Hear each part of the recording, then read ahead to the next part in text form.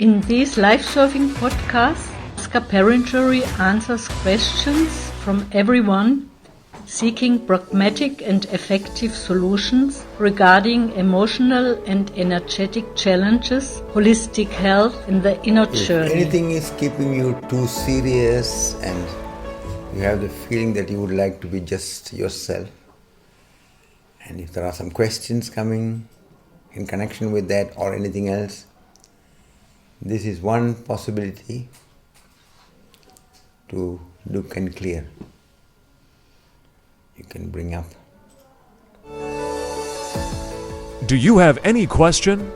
Questions can be asked over Spotify or can be sent as voice message over the podcast webpage.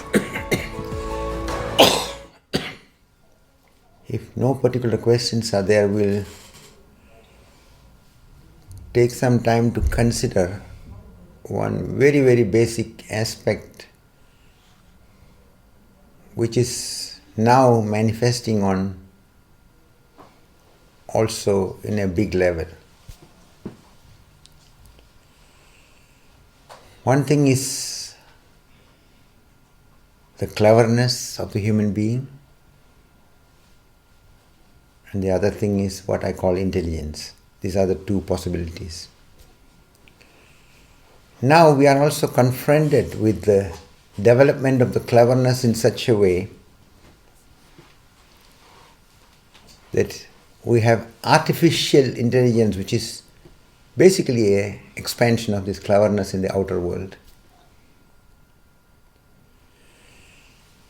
What is the basic difference between cleverness and intelligence? Because once you understand it, then you can also see it is very much connected with your whole understanding of yourself. And it's very significant to bring very careful attention to it. Cleverness is arising from a settled belief which we as human beings get into, believing that we are this body, we are this personality. And the perception of everything is based on the so-called I, what we normally call the ego. So it is very much on this not so conscious level, working in terms of I have to become successful, I have to have more power, I have to have advantage. How can I win over the other? How can I be more effective than somebody else? How can I be better in the competition? So the development of the outward intelligence is connected with entanglement in this ego, and this ego is also, if you look more deeply, based on the identification with the body, with the personality, and therefore also based on fear and greed. So out of undercurrent fear and out of the whole calculation and wanting to have more, without considering the wholeness of our reality, without considering the trueness of our reality, we make decisions. Our whole judgment is based on the idea of I being so and so. And then we don't see that we are part of something deeper, we are part of something greater, we are part of the wonder that life is. Intelligence is connected with this understanding, this perception, this experiential insight, where one is not just thinking of the I in a narrow sense of just being me as a body and a personality, but me as part of a greater reality. That I don't exist separately from the whole. I exist as part of nature, I exist as part of the wonder, I exist as part of the mystery that life is.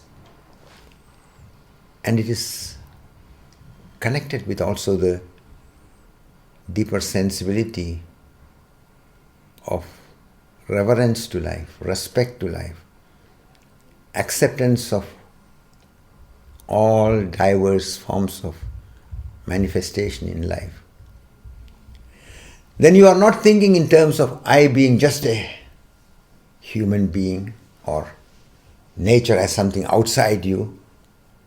You see that I am connected with everything. But we are so much conditioned to believe that you are just this personality.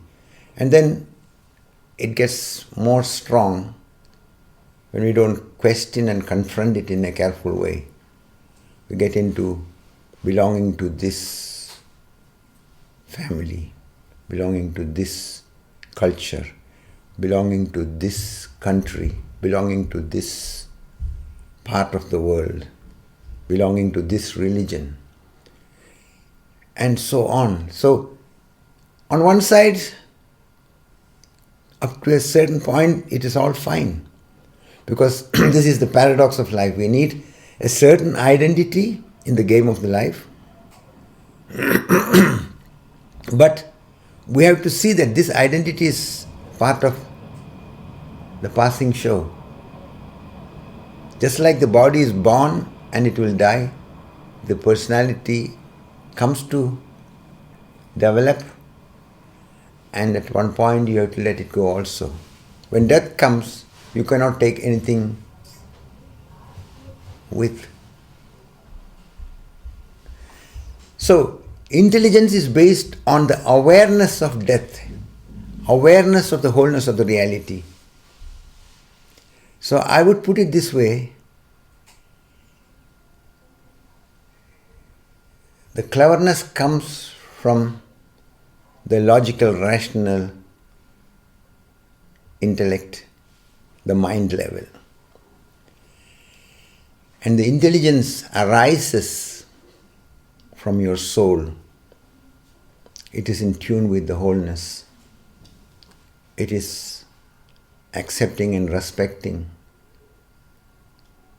all manifestations of life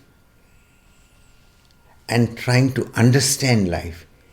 See the difference. When we are having a fixed idea of ourselves and think that I am so and so, and all our judgments based on the conditionings, on the standards and values which we have come to create without deeper consideration, out of our fear, out of our calculation, out of our seeking advantage. That is not the truth. That is not how it really is. So it is part of becoming mature, part of ripening in human life, that although at first we need to develop an ego, which is important for every child, we need to also understand that a point comes where we need to go beyond the ego and understand ourselves as we really am. Based on the ego level, our understanding of the reality is just our projection. It's not the truth. And that is what will become very transparent to us when we are, for example, when somebody is told from the doctor that, oh, you have this kind of sickness which is uncurable and you have maybe only few days to live. Then suddenly the whole world changes for this person. Suddenly you are confronted with a situation where all that what you are running behind and wanting to collect and hold and settle with all becomes meaningless. And this is very, very important that we consider life more courageously, honestly. And that is what happens when you bring consciousness in life. When you start looking at the nature of the reality, not judging it and fixing it according to our conditioned way of projecting and labeling, but with an openness. What is life? Don't try to judge. Don't try to put a label. Don't try to fix it. But be open. Be with the inquiry. Be with the wakefulness and look. The scientific inquiry is very valuable because it brings us closer to the deeper understanding. But the scientific informations are not enough. For example, in the scientific perception, especially in the deeper developments happening in the scientific inquiry, they are coming to see that the diversity in nature is so valuable, so rich, because everything is creating a balance.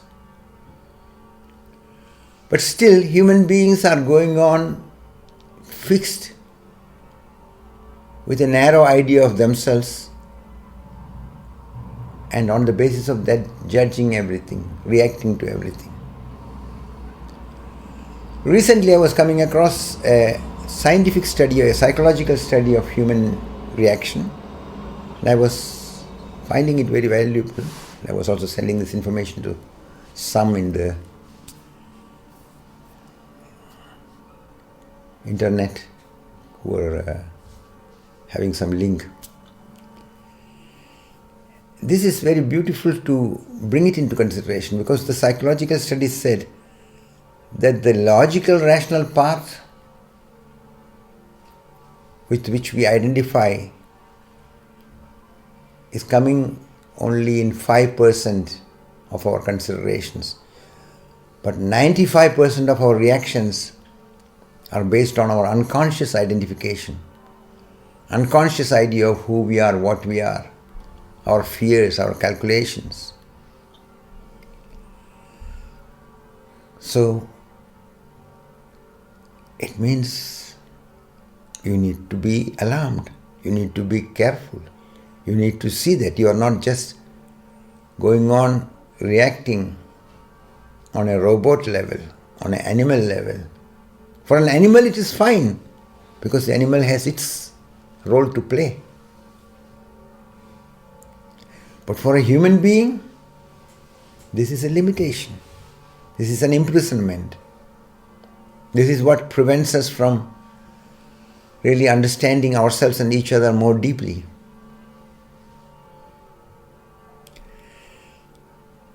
And this is very important that we are aware of these aspects and apply it in our way of living.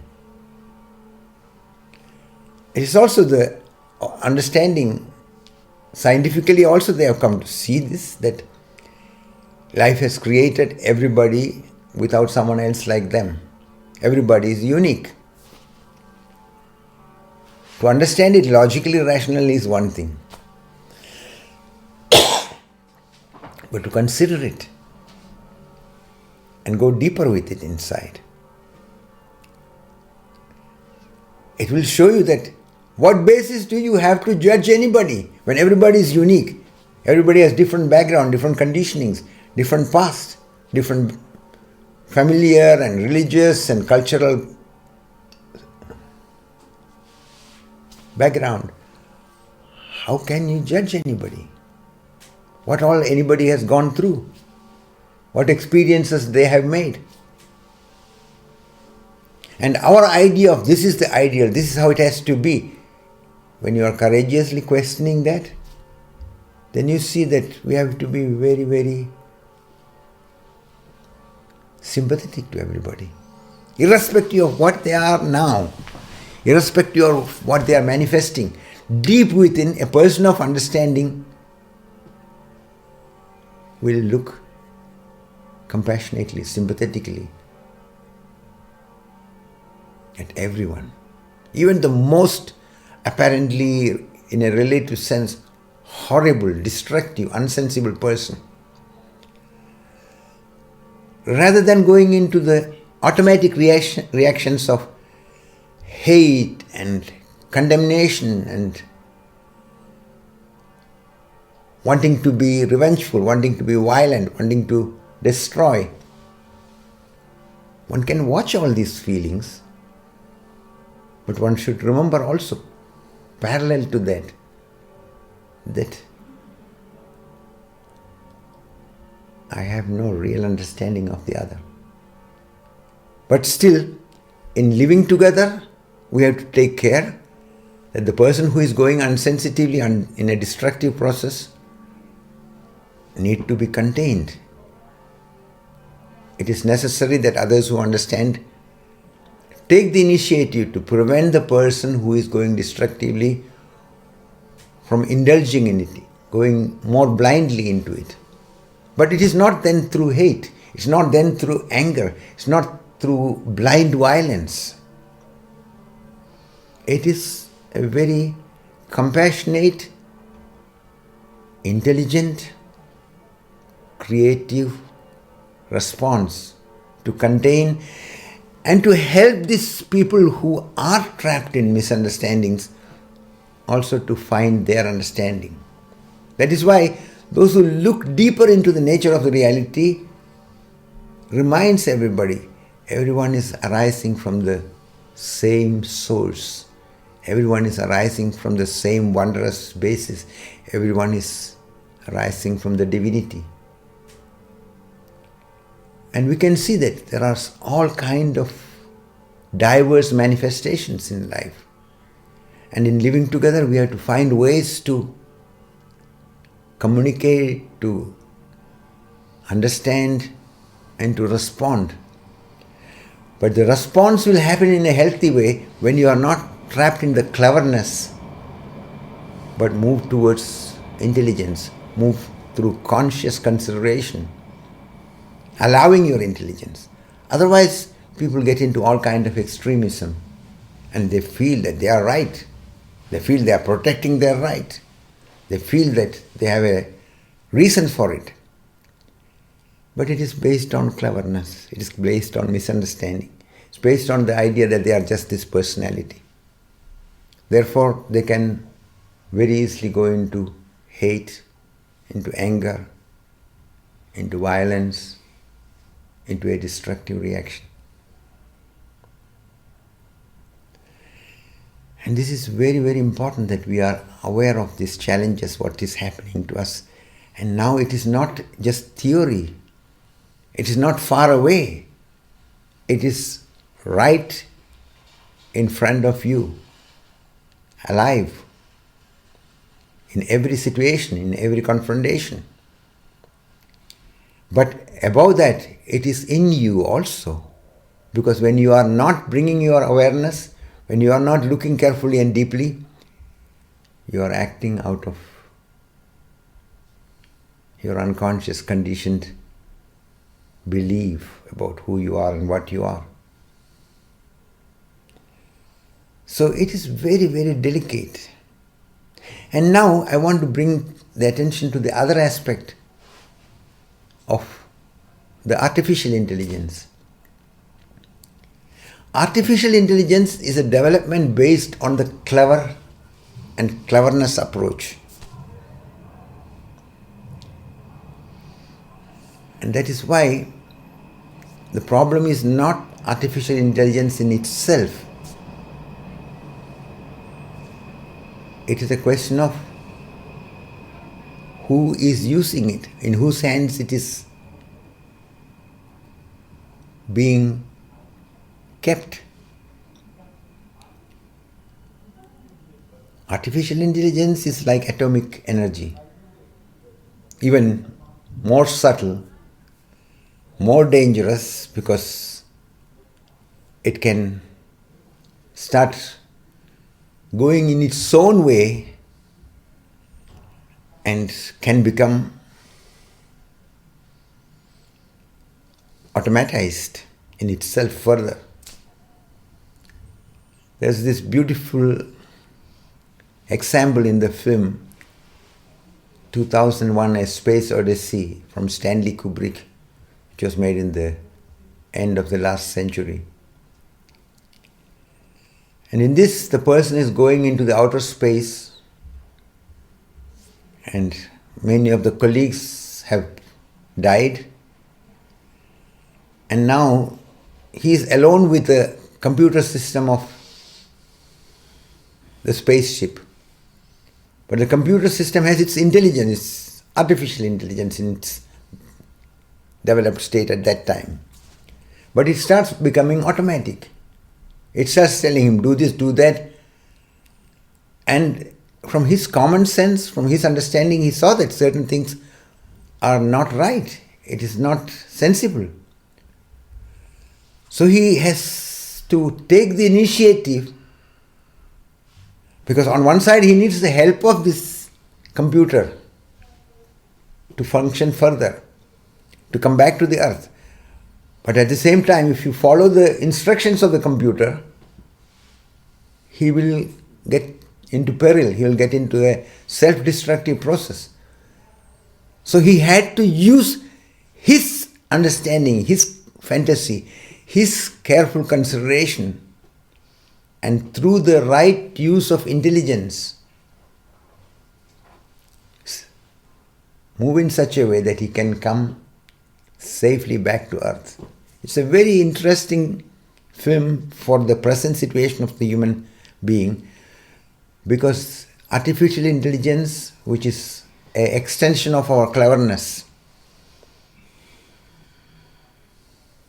is overtaking human life in many, many ways. And it is not artificial intelligence as an entity which is standing there. It is in whose hands it is now at work. So the important thing is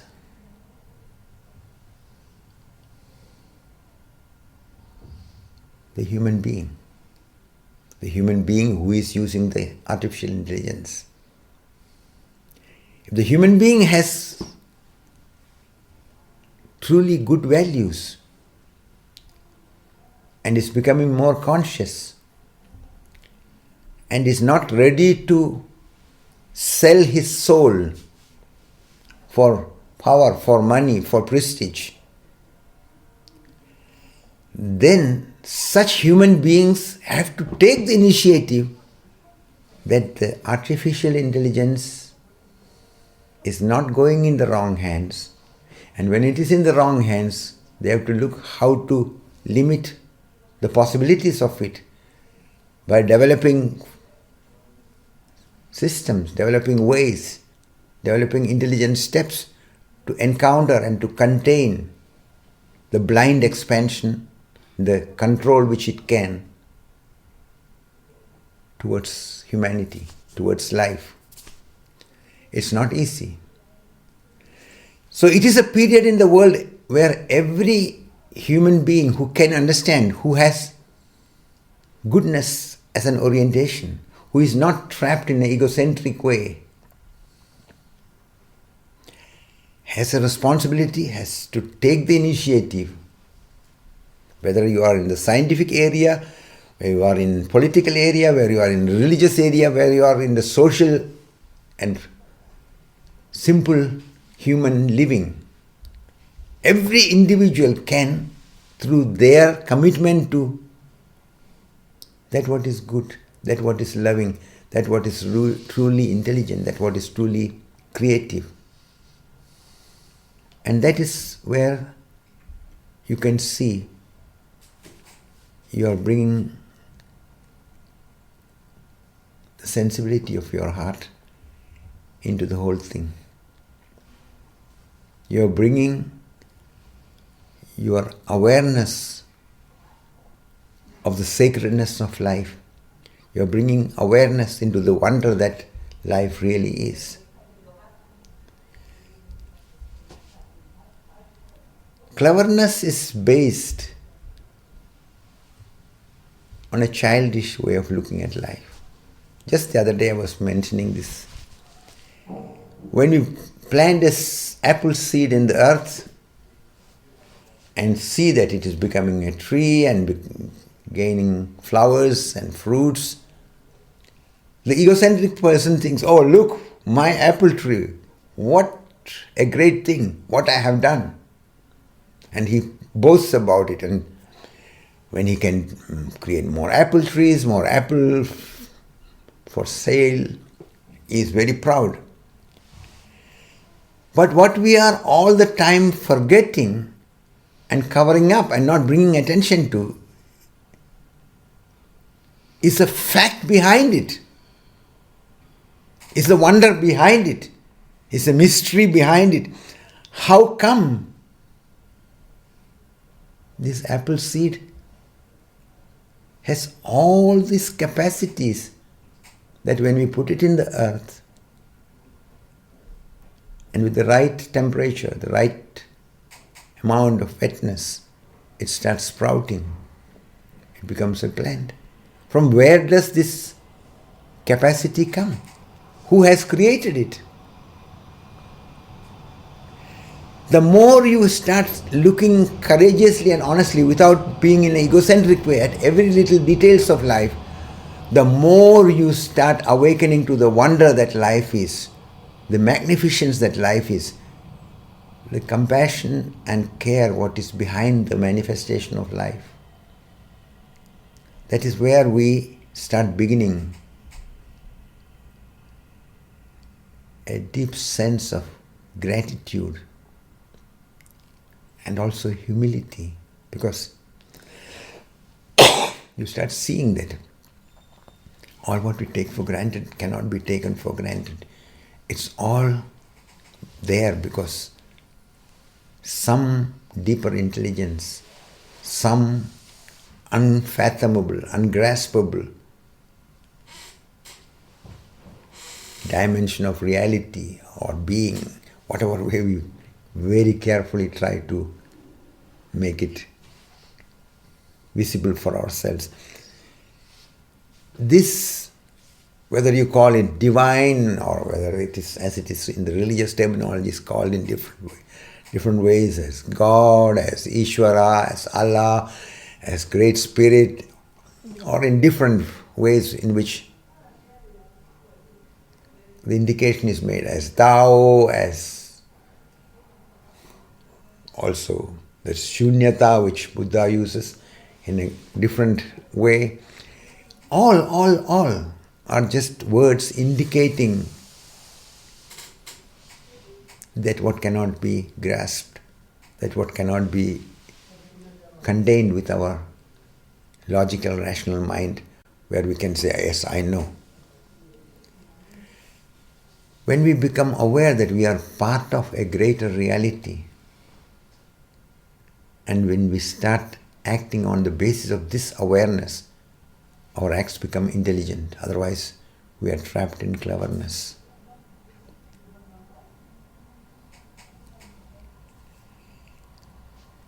Just like when we started using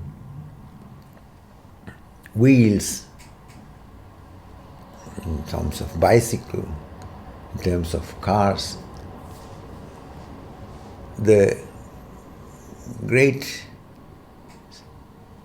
anthropologist Marshall McLuhan was calling it, the wheels are an extension of the feet.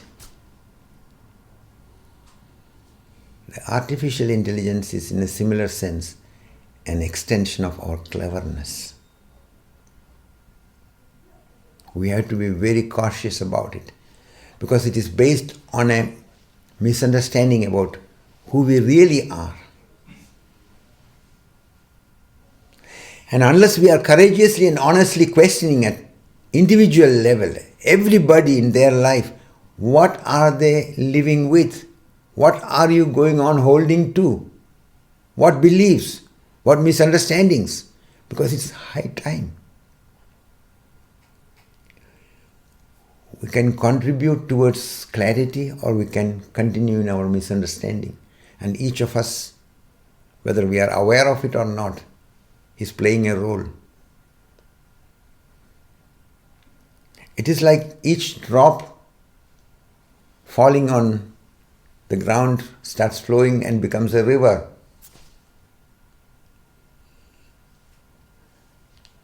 It is not visible that each drop has so much significance. But life is like that. We have to try to understand life without getting trapped in our usual judgmental approach. We can accept our judgmental process as part of functional living in the worldly level, but we have to remind ourselves that that is not the whole truth. That is not the right understanding of it all. And that is when we become mature. That is where we become ripe to use the knowledge in a careful and healthy way, where we become wise, where it becomes wisdom. Knowledge becomes wisdom when we are getting ripe, when we are learning to look at life in the right way. In the English language, there is a very beautiful statement which I always found very valuable, because it says something of this paradox and going beyond it.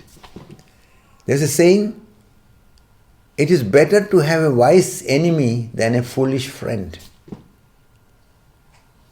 It says much.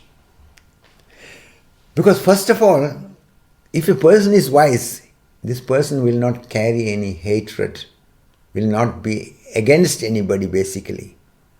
Will have compassion and sympathy towards every human being, every other being. Because wisdom means you start considering life more deeply. You are trying to understand life, and when you are not judging in the usual way, you start seeing and experiencing the reality differently. We all have a responsibility. We all have the capacity. And life has blessed us with this capacity of consciousness, which we need to apply and bring it into living. And in a way, it is a survival question for humanity now. Because if the human beings don't take the initiative and take care to go beyond the ego level, to understand themselves as part of the reality, we are going on practicing reacting in a self-destructive process. It's so easy to hurt. It's so easy to be destructive because it goes automatically. You don't need much intelligence to destroy something. But in order to create something, you have to consider. You have to try to understand. You have to be very responsible. To create something destructive is not so difficult. That's what we are seeing in the world. People who are trapped in egocentric states, having power, having atomic power, having other kinds of biological, chemical weapons, are politically in power. They are threatening. They are trying to hold to their power. But they are trapped in misunderstanding about themselves and the reality. But to go into destructive process is very easy. You don't need much understanding. To really understand and take the responsibility of life and recognize that there is something deeper than what is visible, something more sacred, more precious, more essential than what we can see and sense in the usual way. This is what makes a person, in a deeper sense, in a true sense, religious. The word religion comes from this perspective of bringing things together. Through the logical, rational process, we are getting into dividing and categorizing and limiting. Through a conscious encountering of the reality, we start seeing more and more the interrelatedness of everything. Then you see that diversity is a blessing, because that is the highest form of creativity, and that you can see in nature. That the birds the animals, all over the world, in so many unique, different ways. Human beings, not only we have different races and different colors and different appearances, but every human being is individual. There's nobody like you. I have been touching this aspect many times, but still I would like to bring the attention to it once more, because if you consider all this very carefully, you cannot go on irresponsibly. You cannot go on blaming just anybody else, feeding energy to the hatred and anger and aggression and violence. You will see that you have to bring a different quality of facing and manifesting your life energy in every moment of your life. This is our individual responsibility. And this is how we can contribute individually to our own life and also as a byproduct to the global development. It is where we can transform the entanglement in cleverness into an opening to the true intelligence. And this is where we can, in the global level, prevent the artificial intelligence from falling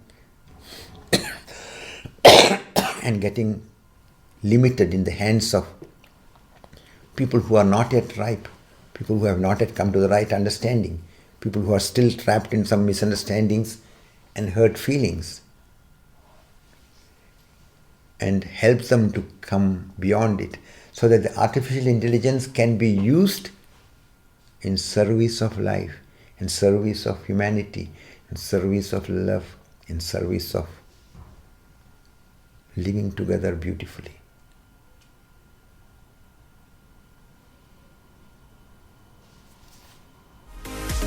A lot more questions to be answered. Right after this. You are listening to the Life Surfing Podcast on Spotify.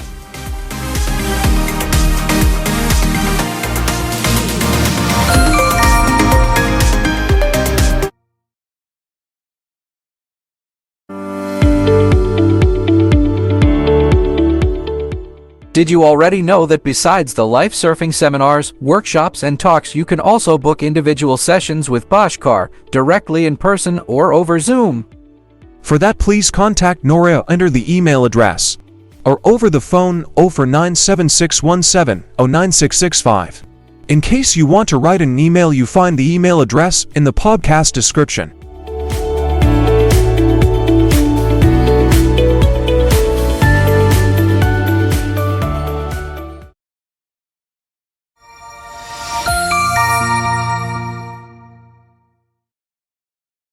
Welcome back to the Life Surfing Podcast. We continue with some more questions.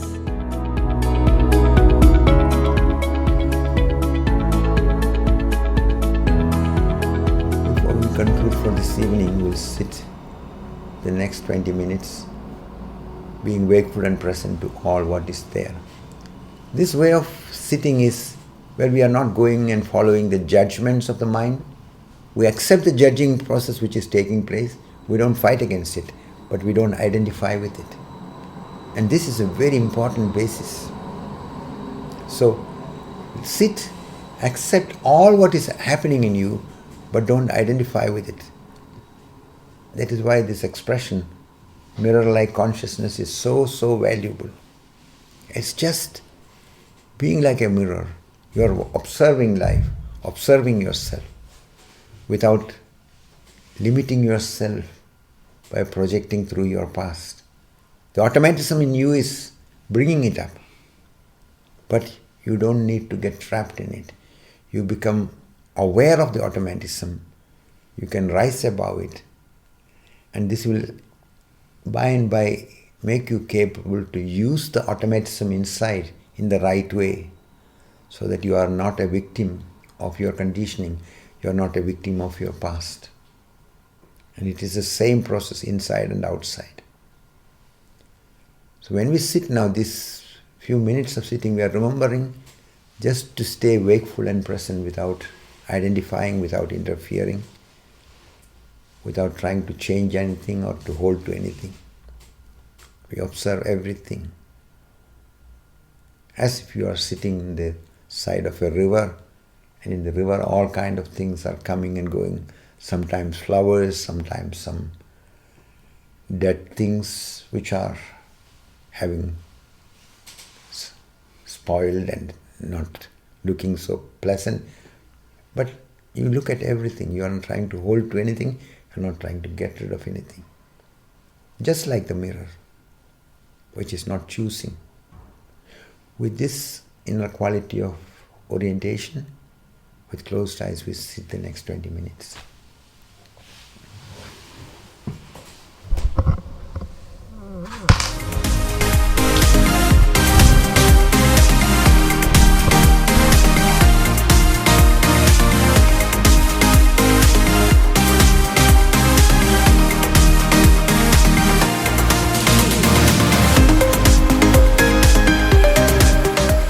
The Life Surfing Podcast will be back next week. In the meantime, make sure that you're following us right here on Spotify.